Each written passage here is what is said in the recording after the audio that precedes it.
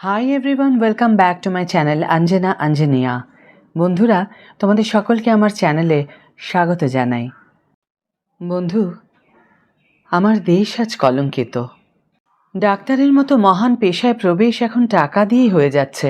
All India medical এন্ট্রান্সে প্রশ্নপত্র ফাঁস হচ্ছে, পরীক্ষা কেন্দ্রে উত্তর বলে দেওয়া হচ্ছে, টাকা দিয়ে প্রাপ্ত নম্বর বাড়িয়ে অল ইন্ডিয়া র্যাঙ্কে 1 পর্যন্ত করে দেওয়া হচ্ছে। একজন ভারতীয় নাগরিক হয়ে তথা মানুষ হয়ে বড় কষ্ট লাগে যখন দেখি all India medical entrance exam নিটের মতো একটা প্রেস্টিজিয়াস পরীক্ষায় এই ধরনের কেলেঙ্কারি, এই ধরনের স্ক্যাম হচ্ছে। যখন দেখি ধনী বাবা মায়ের টাকার কাছে একজন মেধাবী ছাত্র বা ছাত্রী হেরে যাচ্ছে, তখন একজন শিক্ষিত মানুষ হয়ে বড় হতাশ লাগে। জানো, এ কোন বাংলা, এ কোন ভারত? এই বাংলা, এই ভারত তো আমি চাইনি। তোমরা চেয়েছো? নিশ্চয়ই চাওনি। তোমরা হয়তো জানো এসএসসি সিএসসি স্ক্যাম সম্বন্ধে। কত যোগ্য ব্যক্তি তাদের প্রাপ্য চাকরি হারিয়েছে, রাস্তায় বসে আছে, আর টাকার বিনিময়ে অযোগ্য ব্যক্তিরা চাকরি কিনেছে।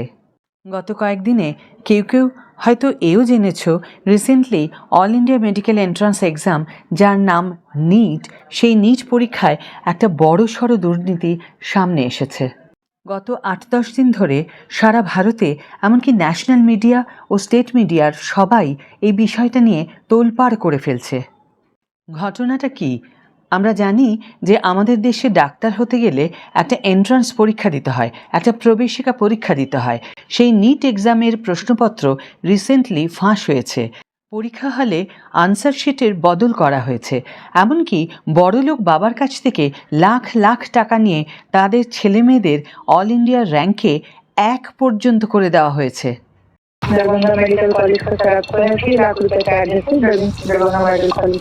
অডিওটা শুনলে বন্ধুরা? যদি না শুনে থাকো আরেকবার ব্যাক করে শুনে নাও। কি ভয়ঙ্কর ব্যাপার না? আলোচনা শুরু করার আগে আমাদের জানতে হবে নিট এক্সাম কি, এটা কারা নেয়। আমরা জানি আমাদের দেশে ডাক্তার হতে চাইলে 12-এর পরে একটা all India medical entrance exam দিতে হয়, যার নাম NEET, full form national eligibility cum entrance test. সারা ভারত জুড়ে একই দিনে একই সময় এই পরীক্ষাটা কন্ডাক্ট করা হয়। এই পরীক্ষাটি নেয় ভারত সরকারের একটি সংস্থা এনটিএ, ফুল ফর্ম হচ্ছে ন্যাশনাল টেস্টিং এজেন্সি। নিট যেহেতু অল ইন্ডিয়া এক্সাম, সারা ভারতের সবচেয়ে মেধাবী ছেলেমেয়েরা এই এক্সামে বসে, তাই খুব স্বাভাবিকভাবেই NEET is one of the most difficult entrance exam in India. NEET এমন একটি পরীক্ষা যে ভারতবর্ষের অনেক বাবা মা ছেলে মেয়েদের ডাক্তার বানানোর জন্য তাদের জীবনের সমস্ত সঞ্চয় খরচ করে ফেলেন। এটা আমাদের অজানা নয় যে নিট এক্সাম, যার প্রেশার না নিতে পেরে অনেক ছেলে মেয়ে সুইসাইড অ্যাটেম্প্ট করে ফেলে, এবং সুইসাইড নোট বা লেটার আমরা অনেক সময় সোশ্যাল মিডিয়াতে ভাইরাল হতে দেখতে পাই। এখন বিষয় হলো, এবছর 2024-এ নিট এক্সামে 3টে বড়সড় স্ক্যাম হয়ে গেছে। স্ক্যাম যে হয়েছে তার সপক্ষে স্পষ্ট এভিডেন্স আছে।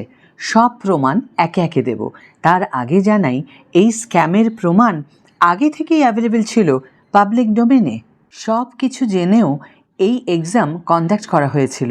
স্ক্যাম যে হবে রীতিমতো ভাবনা চিন্তা করেই করা হয়েছে। এবছর যেদিন ভোটের রেজাল্ট বেরোনো, সেই দিনই এনটিএ এই এক্সামের রেজাল্ট আউট করলো। देश के टॉप मेडिकल कॉलेजेस में एडमिशन के लिए होने वाली नीट यूजी परीक्षा का रिजल्ट एनटीए ने 4 जून को जारी कर दिया। रिजल्ट जारी होने के कुछ ही घंटों के बाद सोशल मीडिया पर परीक्षा को रद्द किए जाने की मांग दोबारा से उठने लगी। নির্ধারিত সময়ের 10 দিন আগে রেজাল্ট আউট হলো। রেজাল্ট বেরোনোর পরেই সমস্ত স্টুডেন্টদের মধ্যে প্যানিক অ্যাটাক শুরু হয়ে গেল, কারণ এই রেজাল্টে একটা অদ্ভুত জিনিস লক্ষ্য করা যায়। মেরিট লিস্টে 67 জন স্টুডেন্টস একসাথে ফার্স্ট র্যাঙ্কে চলে এসেছে। হ্যাঁ, ঠিকই শুনেছ বন্ধুরা, 67 স্টুডেন্টস। নিট পরীক্ষার মতো একটা কঠিন পরীক্ষায় 720-তে 720 পেয়েছে। I repeat, 720 out of 720 marks. মজার ব্যাপার হলো, 2019-এ যখন নিট এক্সাম শুরু হয় তখন থেকে এখন পর্যন্ত 3 জনের বেশি টপার হয়নি। এখানেই শেষ নয়, এই 67 জনের রোল নাম্বার যদি দেখা যায়, সেখানেও কিন্তু একটা অদ্ভুত প্যাটার্ন খুঁজে পাওয়া যাবে। 67 জনের মধ্যে 6 জনের রোল নাম্বারের সিকোয়েন্স একেবারে সেম, 230710। এই 6 জন কিন্তু সেম সেন্টার থেকে এক্সাম দিয়েছে। কোড নাম্বার থেকে যখন সেন্টারটি খুঁজে পাওয়া যায় তখন দেখা যায় সেন্টারটি হরিয়ানার একটি স্কুল। এখন চিন্তার বিষয় হলো, এত বড় একটা কোইন্সিডেন্স কি হতে পারে? তাও আবার নিটের মতো একটা এক্সাম যেটা সারা ভারতবর্ষ জুড়ে হচ্ছে। শুধু তাই নয়, এইবার যে নিট এক্সাম হয়েছে তার প্রশ্নপত্র এক্সামের আগেই লিক হয়ে গেছে। যদিও ভারতবর্ষে জাতীয় স্তরের পরীক্ষায় এরকম প্রশ্নপত্র ফাঁস হওয়াটা নতুন কিছু নয়। 2017 সালে নিট পরীক্ষায় প্রশ্নপত্র ফাঁস হয়েছিল। দিল্লি পুলিশ তার জন্য 2 জনকে গ্রেফতারও করেছিল, যারা নিট এক্সামের সার্ভার থেকে এক্সামের আগেই সার্ভার হ্যাক করে কোয়েশ্চেন বের করে নিয়েছিল। কিন্তু এবার যেটা হয়েছে সেটা অতীতের সব স্ক্যামকে ছাপিয়ে সবচেয়ে বড় স্ক্যাম হিসেবে উঠে এসেছে। টাইমস অফ ইন্ডিয়ার এক প্রতিবেদন অনুযায়ী পাটনার 20 জন ছাত্রছাত্রী আগের দিনই কিন্তু প্রশ্নপত্র হাতে পেয়ে গিয়েছিল। পাটনা পুলিশ 13 জনকে গ্রেফতারও করেছিল। শুধু তাই নয়, পরীক্ষার আগেই একটা ভিডিও ভাইরাল হয় যেখানে মুখ ঢেকে একটি লোক দাবি করে যে পরীক্ষার আগের দিন প্রশ্নপত্র ফাঁস হয়ে যাবে। नीट का एग्जाम कंडक्ट करने वाली संस्थान ध्यान दें कि इस बार विशाल चौरसिया जेल में भी रह के नीट कर लेगा। এই প্রশ্নপত্র ফাঁস করার মেইন মাথা আর কেউ নয়, কুখ্যাত বিশাল চৌরাসিয়া। এই ভিডিওটা শুধু ভাইরাল হয়েছে তাই নয়, টাইমস নামের রিপোর্টেও এই ভিডিও রীতিমতো কভার করা হয়েছে। কে এই বিশাল চৌরাসিয়া? ভারতবর্ষের বিভিন্ন পরীক্ষার প্রশ্নপত্র ফাঁস করার মাস্টার মাইন্ড হলো এই বিশাল চৌরাসিয়া।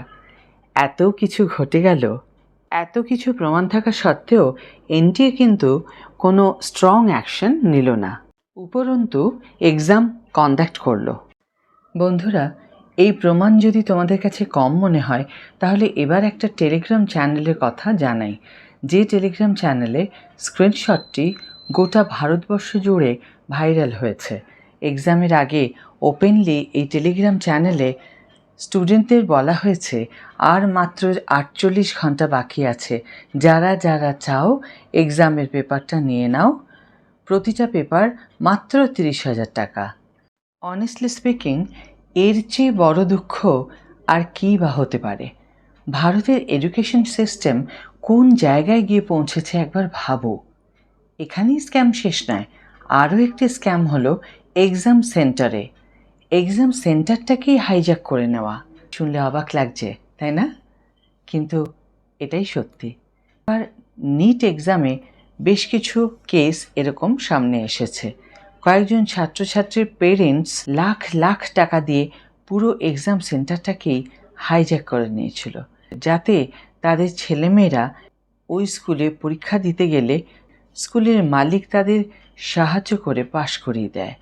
এবছর 12ই মে এরকম এক স্কুলের মালিককে গ্রেপ্তার করা হয়। পরে জানা যায় 16টি রাজ্য থেকে ছাত্রছাত্রীরা ওই স্কুলে পরীক্ষা দিতে এসেছিল এবং প্রত্যেকের কাছ থেকে 10 লাখ টাকা করে নেওয়া হয়েছিল।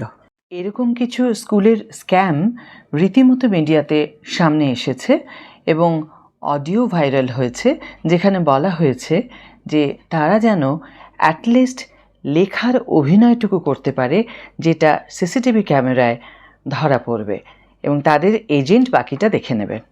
इस समय में बैठे भी नहीं रहना सर, फिजिक्स या केमिस्ट्री का रफ करते रहना है, क्योंकि 3 घंटे आप सीसीटीवी कैमरे की निगरानी में रखते हैं। फ्री करेंगे और आगे आपको गवर्नमेंट कॉलेज में एडमिशन मिल सकता है।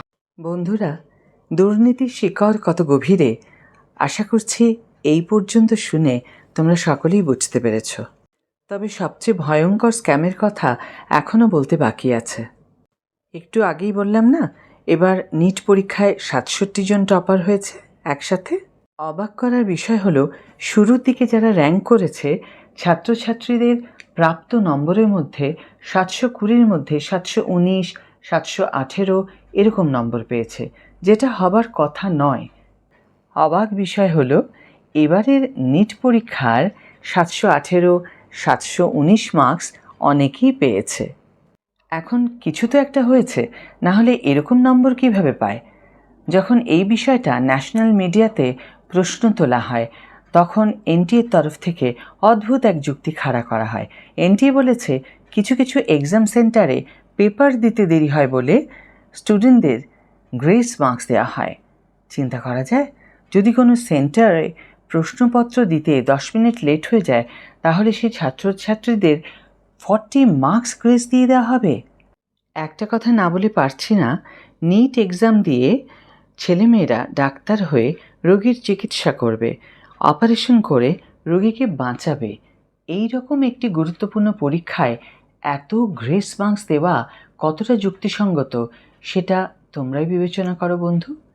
এই সমস্ত দেখে শুনে এনটিএর কাছে শিক্ষিত সমাজের একজন দায়িত্বশীল মানুষ হিসাবে আমার প্রশ্ন, সত্যিই কি পেপার দিতে লেট হয়েছিল, নাকি জেনে বুঝে ইচ্ছে করেই করা হয়েছিল যাতে গ্রেস মার্কস দিয়ে ওই পরীক্ষার্থীদের কাট অফ বাড়িয়ে দেওয়া যায়? দ্বিতীয় প্রশ্ন হলো, যখন পেপার লিক হবার অনুমান পাবলিক ডোমেইনে অ্যাভেলেবেল ছিল এবং ভারতের টপ নিউজ এজেন্সিগুলো যখন এটাকে কাভার করছিল, ভিডিওগুলো ভাইরাল হচ্ছিল, তা সত্ত্বেও এনটিএ অথরিটি এ ব্যাপারে কেন কিছু অ্যাকশন নিল না? অ্যাকশন নেবার কথা তো দূর, একটা স্ট্রং স্টেটমেন্ট পর্যন্ত দেওয়া হয়নি। এনটিএ একেবারে চুপ করে বসেছিল। দেশ জুড়ে বিতর্কের ঝড় বইছে। এখন কি এনটিএ রিটেস্ট নেওয়া উচিত নয়? উপরন্তু গ্রেস মার্কসের যুক্তি দিয়ে নিজেদের ভুলটাকে ঢাকার চেষ্টা করছে। যদিও সুপ্রিম কোর্ট রায় দিয়েছেন 1563 পরীক্ষার্থীর রিটেস্ট নেওয়া হবে, আর যারা পরীক্ষা দিতে চাইবে না তাদের গ্রেস মার্কস বাতিল হয়ে যাবে।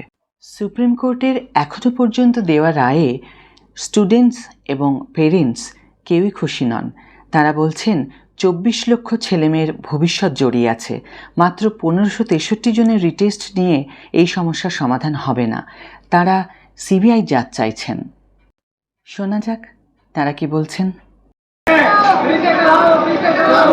हमारी डिमांड है CBI probe, रीनीट exam and transparency in future exam. ये हमारी जान। सर मैं ये मानता हूँ सुप्रीम कोर्ट ने जो किया उसको हमारे हम उसके साथ में, पर ये मुद्दा 24 लाख लोगों का, 1500 लोगों को आप एग्जाम करा के कोई जस्टिस नहीं देने वाले।